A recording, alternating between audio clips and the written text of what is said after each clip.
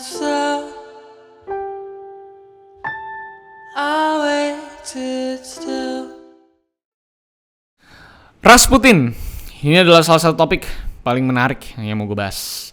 Dia adalah orang yang lahir pada tahun 1869 dari keluarga yang biasa aja. Keluarganya itu adalah petani yang memang lahirnya dari Siberia.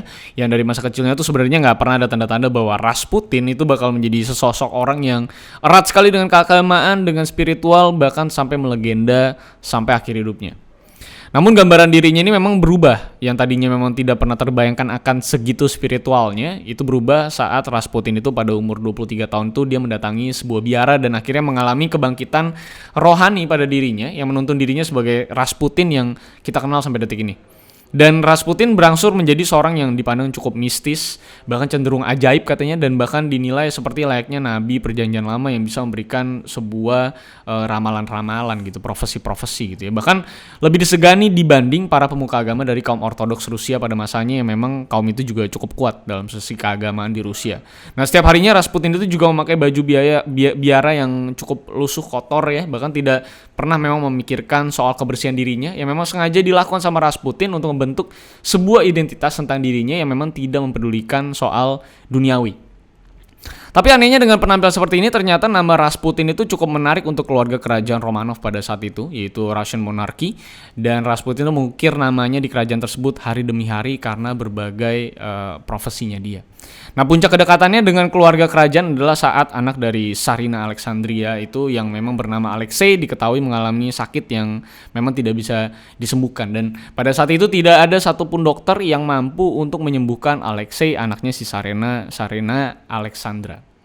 Walaupun memang di saat dia putus asa dan hujatan publik yang juga menyalahkan Tsarina Alexandra pada saat itu yang memang keturunan Jerman ya, atau lahir dari Jerman, itu membuat si Alexandra ini menjadi stres gitu. Dan dengan kondisi tersebut tiba-tiba Rasputin itu memberanikan diri dan maju ke depan untuk menjanjikan kesembuhan untuk Alexei melalui doa dan keyakinan dari dirinya sendiri katanya. Walaupun sampai detik ini nggak ada yang tahu sebenarnya apa yang Rasputin lakukan kepada Alexei, karena memang secara ajaib Alexei itu bisa berhasil disembuhkan. Walaupun banyak yang berasumsi apakah itu mungkin placebo effect atau mungkin hanya sebuah treatment yang akhirnya memberikan sugesti-sugesti positif segala macamnya, tapi yang pasti belum ada yang bisa mendeskripsikan apa yang dilakukan sama Rasputin kepada Alexei sampai bisa Alexei itu sembuh dikala tidak ada dokter yang sanggup untuk menyembuhkan Alexei secara saintifik. Dan memang diasumsikan sama banyak orang juga bahwa Rasputin pada saat itu menggunakan juga yang namanya sihir dan ilmu-ilmu gelap untuk bisa menyembuhkan Alexei dari penyakitnya. Setidaknya itu rumor yang beredar. Bahkan bisa dibilang apapun yang dikatakan atau disarankan juga oleh Rasputin kepada kerajaan semenjak kesembuhan Alexei, itu akhirnya Rasputin itu sangat dekat dengan namanya kerajaan dan bisa dibilang seperti memegang kendali keputusan politik dari setiap apapun yang dikeluarkan oleh kerajaan Rusia.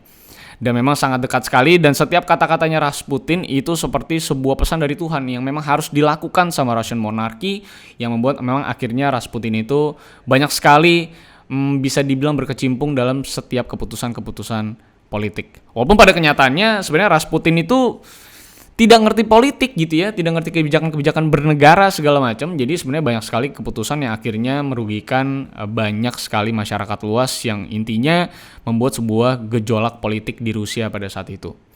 Publik juga menilai bahwa Rasputin sedang melakukan yang namanya implementasi ilmu gelap ke keluarga kerajaan hingga membuat kerajaan tuh seperti buta arah gitu ya. Bahkan rumornya lebih liar lagi saat ada gosip bahwa Tsarina Alexandra sendiri itu berselingkuh dengan Rasputin dan membentuk sebuah kekuatan gelap untuk menguasai kerajaan itu sendiri melalui yang namanya profesi-profesi yang dia bawa. Lalu karena rumornya semakin liar, gejolak politik juga semakin besar pada saat itu, menuntun sampai masa revolusi Rusia nanti. Lalu muncul kecemburuan sosial dari dalam keluarganya sendiri, keluarga kerajaan yang merasa Rasputin itu sepertinya terlalu dekat dengan Tsar dan Tsarinanya.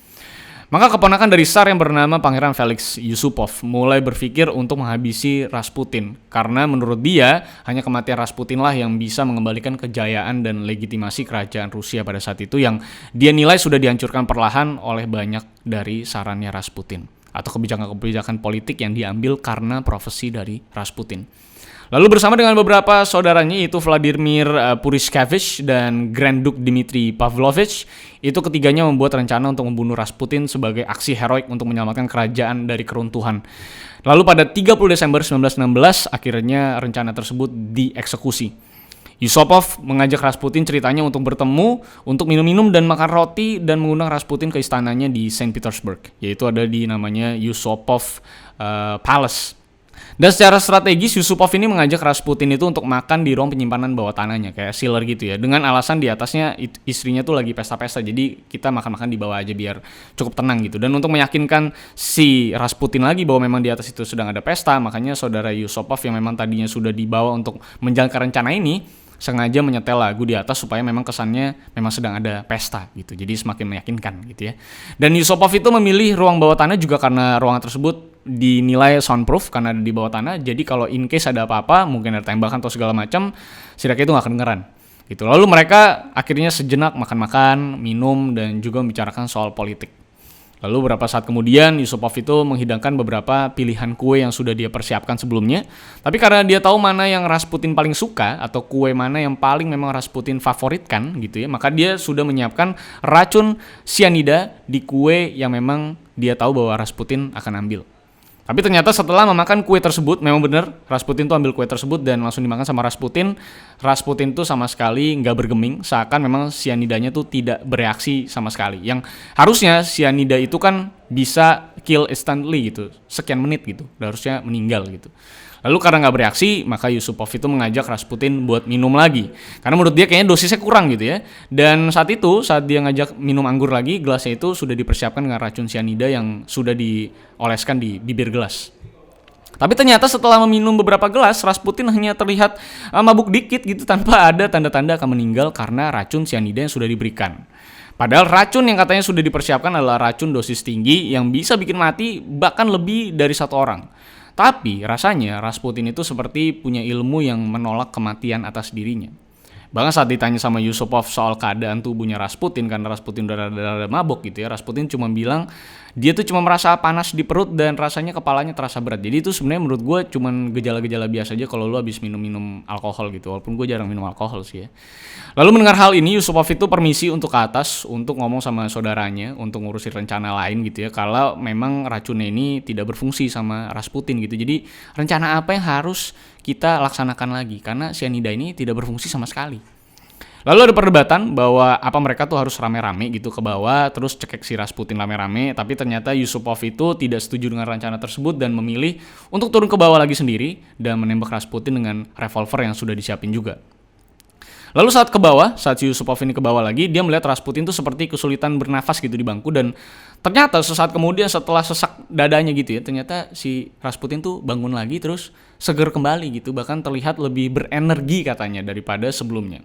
Dan dari sinilah Yusupov itu mengumpulkan keberanian untuk akhirnya menembak Rasputin, mengumpulkan niatnya. Bahkan Yusupov itu sempat memberikan pesan kepada Rasputin untuk setidaknya Rasputin itu bisa doa dulu. Kebetulan kan katanya ada salib di cellar tersebut, jadi bisa buat doa dulu ya. Dan seperti tahu akan dibunuh dan ditembak, jadi Rasputin itu sempat melihat matanya Yusupov beberapa saat, dan langsung setelah si Yusupov ini dilihatin sama Rasputin, Yusupov itu langsung kayak udah ketakutan dan dia langsung memberanikan dirinya untuk menembak Rasputin tepat di bagian dada sampai Rasputin itu teriak dan jatuh ke tanah. Bahkan katanya setelah jatuh itu darahnya sempat banjirin lantai ruangan tersebut dan Rasputin tidak bergerak. Lalu saudaranya di atas yang dengar tembakan itu langsung pada lari menuju ruang bawah tanah tersebut dan langsung ngecek nadinya Rasputin yang ternyata memang sudah tidak berdenyut. Lalu semua kembali ke atas lagi untuk berdiskusi untuk gimana caranya buang mayatnya Rasputin supaya nggak ketahuan. Karena kalau sampai ketahuan sama Tsar dan Tsarina ini bakal jadi kasus besar sekali.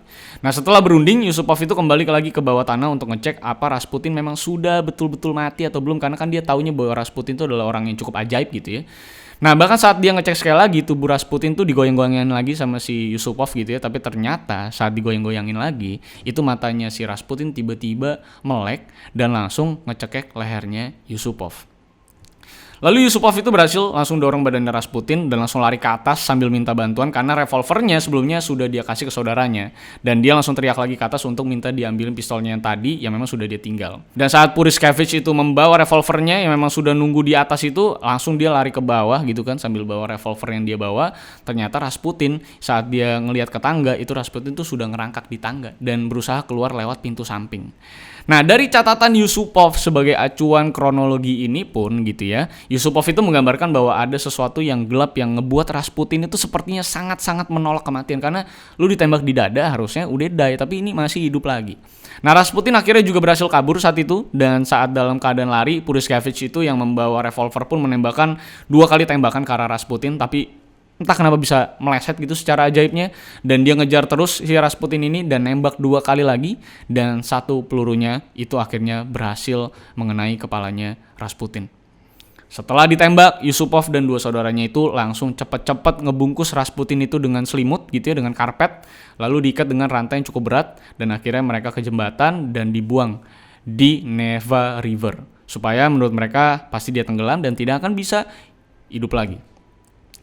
Kematian Rasputin pada saat itu akhirnya dikabarkan lewat media begitu besar, walaupun pada saat itu pelakunya belum diketahui publik siapa gitu ya, tapi Sarina Alexandra yang punya hubungan baik dengan Rasputin pada kala itu tahu betul bahwa pastinya harusnya Yusupov adalah orang yang memang membunuh Rasputin.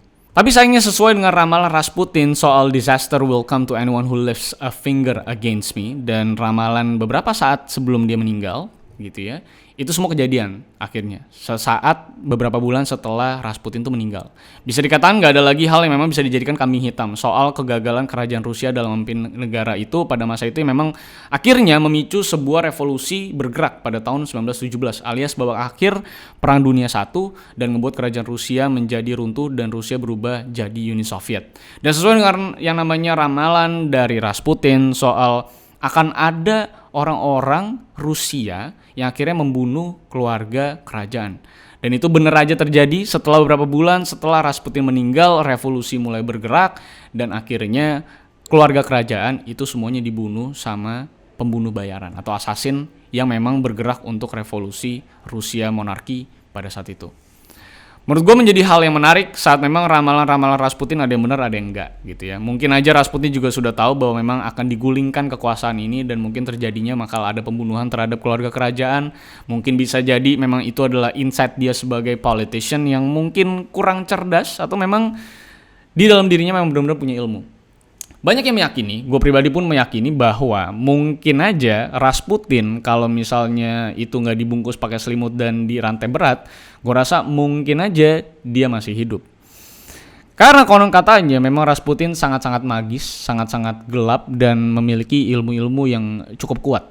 Dan itu bisa lo gambarkan dengan bagaimana cyanida itu nggak bisa ngebunuh Rasputin dengan dosis yang sangat tinggi, bahkan untuk banyak orang tuh dosisnya.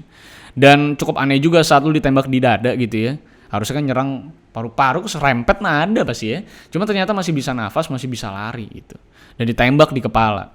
Dan mungkin aja makanya gue bilang kalau itu nggak dibuang, itu gue rasa dia masih hidup gitu. Tapi itulah dia sebenarnya. Kalau misalnya lu mau tahu kebijakan-kebijakan apa yang Rasputin ambil, sebenarnya itu ada di historianya, ada di biografinya dia. Lu bisa baca lebih detail kalau memang lu tertarik dengan karakter Rasputin ini. Karena menurut gue cerita soal Rasputin ini adalah salah satu cerita yang menurut gue menarik, yang memang terjadi di era-era akhir dari Perang Dunia Pertama, dan memang membentuk sebuah lore yang cukup unik untuk kita baca dan kita tahu soal bagaimana Russian monarki pada saat itu bekerja dan bagaimana kerajaan pada era-era tersebut. Kasusnya seru sekali, ceritanya masih panjang, tapi gue akan cuma ceritain kronologinya aja dan aftermath-nya atau pasca kejadiannya. Jadi kalau misalnya kalian mau baca lebih detail, banyak sekali sebenarnya tulisan-tulisan atau jurnal-jurnal yang membahas soal kebijakan-kebijakan Rasputin dan apa yang Rasputin lakukan selama kehidupannya, lebih panjang lagi. So itu aja yang bisa gue sampaikan soal Rasputin kali ini.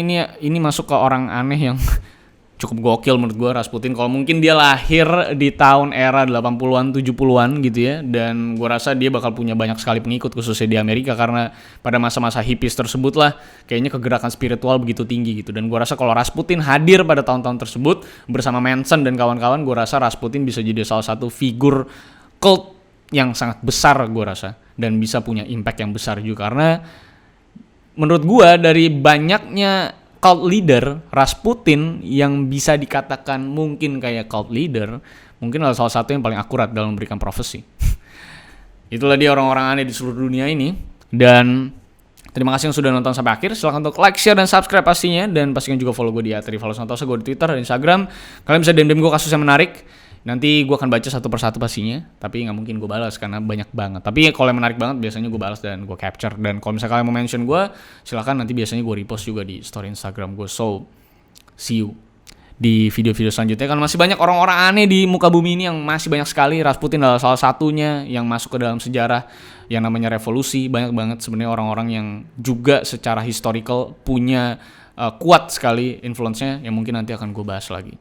Kita masih punya Nazi era-eranya kan, masih banyak banget. Oke, sampai jumpa di video selanjutnya karena masih banyak orang-orang yang bisa kita bahas dan kita kupas. So see you on the next case, guys.